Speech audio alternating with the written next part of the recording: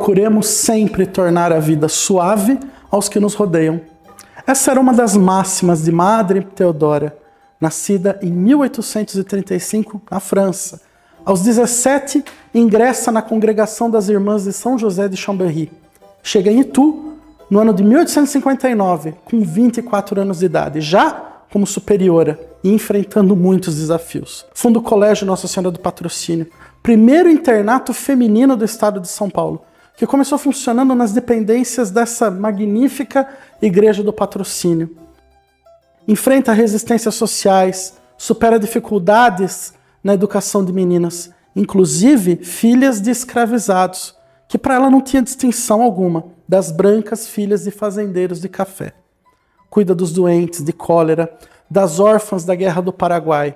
Faleceu cercada pelas irmãs da congregação no ano de 1925, deixando um legado de santidade e serviço. Madre Teodora viveu a humildade como um caminho para Deus e a caridade como expressão do amor ao próximo. Seu coração estava sempre aberto aos necessitados, seja na educação de meninas, no cuidado com os doentes ou na atenção aos mais pobres, com simplicidade e discrição. Ela buscava sempre tornar a vida dos outros mais leve e mais digna. Vai querer saber mais? Acompanhe-nos nessa maravilhosa trajetória dessa grande mulher, a venerável Madre Teodora Varron. Ela é um tesouro da nossa fé.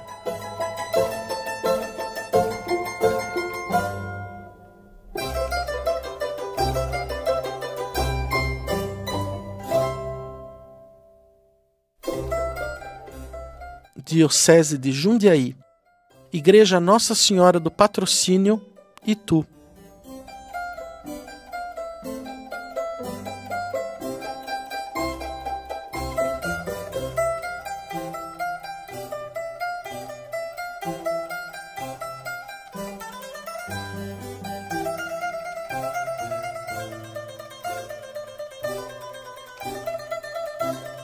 Irmã Luísa Rodrigues, o que representa Madre Teodora? Eu vejo como uma graça ter alguém que buscou viver na radicalidade o seguimento de Jesus, realizar a missão dela como irmã de São José, viver o carisma, viver na fidelidade. Para nós é uma graça, é um testemunho e também é um desafio, porque ela diz para nós que é possível.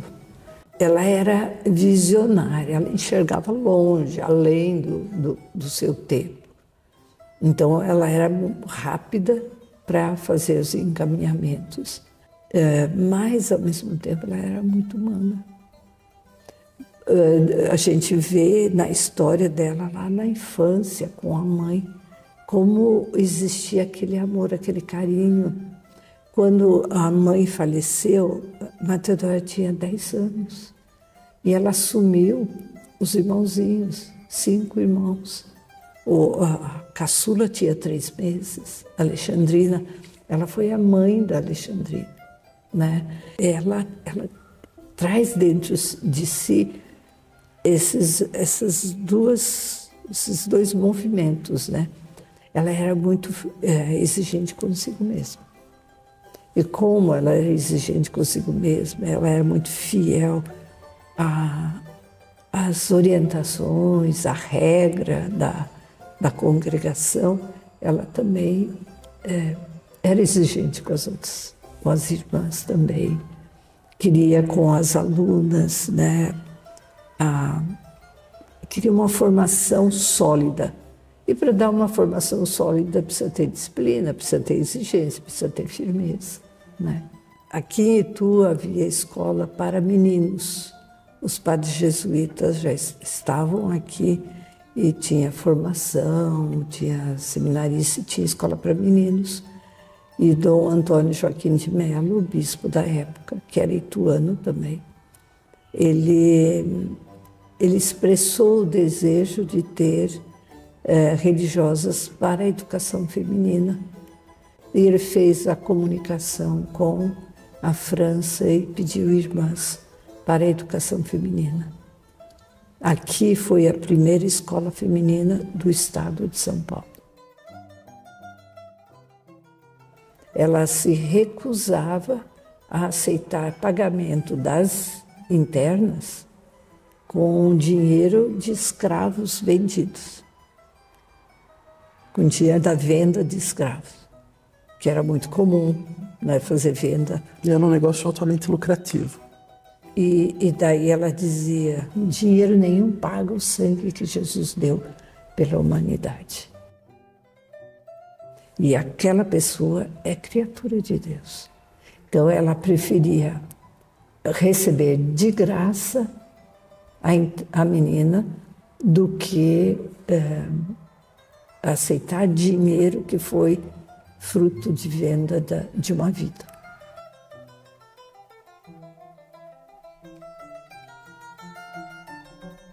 Uma coisa que me chamou muito atenção na história de Madre Teodora e na história de Itu, nessa época, né, do século XIX, é a quantidade de gente que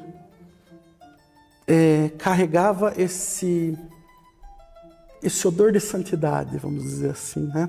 Nós temos aqui, nessa mesma época, contemporâneos da Madre Teodora, o Padre Bento, que fez um trabalho impressionante com os leprosos, com o que se chamava de leprosos, né? Uhum. Aqui em Itu, Padre Bartolomeu, que foi o que iniciou a devoção ao Sagrado Coração. A Dom Vital, que teve uma época que, antes de ser bispo de Recife e Olinda, passou por Itu. Quando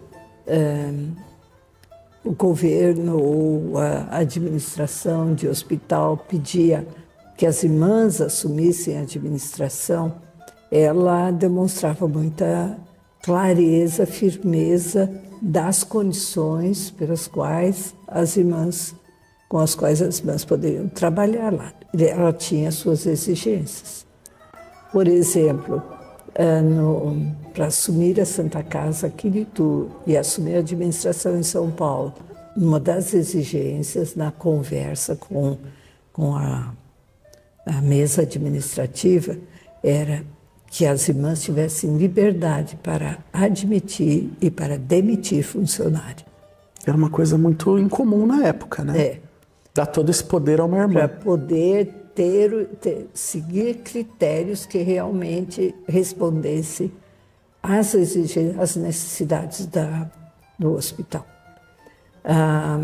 Que as irmãs tivessem uma capela, tivessem missa todos os dias, que não era comum naquela época, e que os doentes tivessem atendimento espiritual. Então, ela deixava bem claras suas exigências, as necessidades, para que as irmãs pudessem exercer a função delas. Outro que eu conheço assim mais é a história de Dom Vital. Ele foi capelão daqui e ele foi preso político. Quando ela voltou de uma de suas viagens da França, no Rio de Janeiro, antes de continuar a viagem, ela foi visitar Dom Vital preso. Naquela época, uma mulher, uma religiosa, uma estrangeira, ir visitar Dom Vital, um preso político.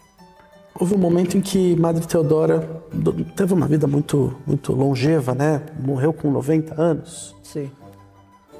E teve um marco nesse final da vida, né? Foi quando ela sofre um acidente. E o que acontece nesse período? Eu pessoalmente gosto de olhar para aquela cadeira de rodas e pensar que ali ela fez a síntese de toda a vida dela. Ela fez uma revisão, uma releitura de toda a vida dela.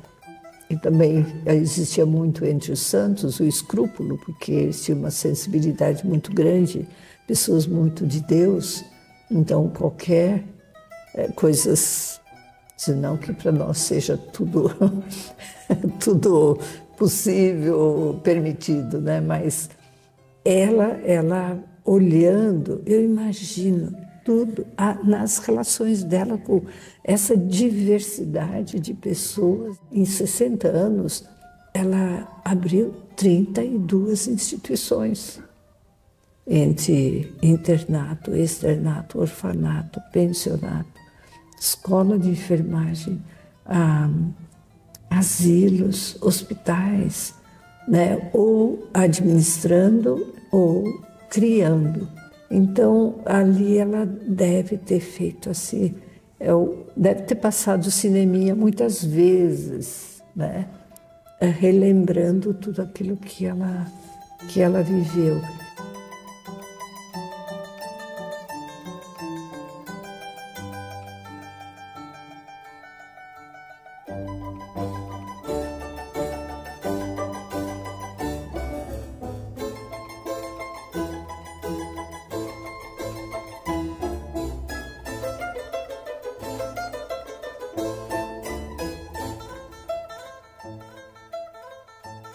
E viveu-se assim numa entrega muito grande a Deus. É uma comunhão muito profunda. Todos os dias as irmãs a traziam até a igreja para participar da missa, para comungar. Ela comungou até a véspera de sua morte. Estamos publicando o necrológio dela e um anexo do funeral dela. E se fala ali o que veio de gente para visitar, para colocar o terço, alguma coisa para ela abençoar. E alguém que chegou em casa, um senhor chegou em casa e falou: hoje morreu uma santa.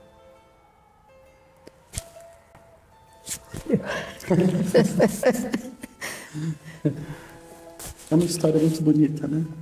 Eu me emociono. Porque ela tocou a vida de não só dos grandes, mas se você olhar naquela notícia do funeral dela, era gente rica, era gente pobre, era ex-alunas, era autoridades, era o clero, eram os religiosos, porque ela, na verdade, não fez exceção de pessoas. A vida dela foi assim para todo mundo. Uma relação muito, muito tranquila, muito corajosa, né? Então, acho que é um grande exemplo para nós hoje também, né, irmã?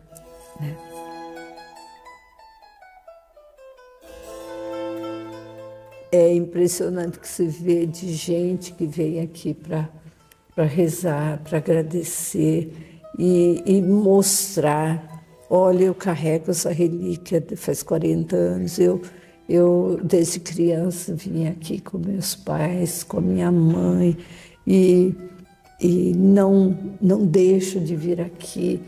Puxa do bolso, né, da carteira, a relíquia, a oração. No ano passado veio um senhor já bem idoso, cuidador, veio com ele. E ele foi lá no túmulo com muita dificuldade para chegar até lá. E daí ele quis tocar no túmulo e ele mostrou a oração dele praticamente caindo aos pedaços. Porque ele tinha aquela oração de muitos anos, né? Mas ele veio no final da vida dele agradecer, né? Então, são gestos que demonstram, né, que realmente ela marcou a vida e as pessoas continuam ainda acreditando, confiando nela.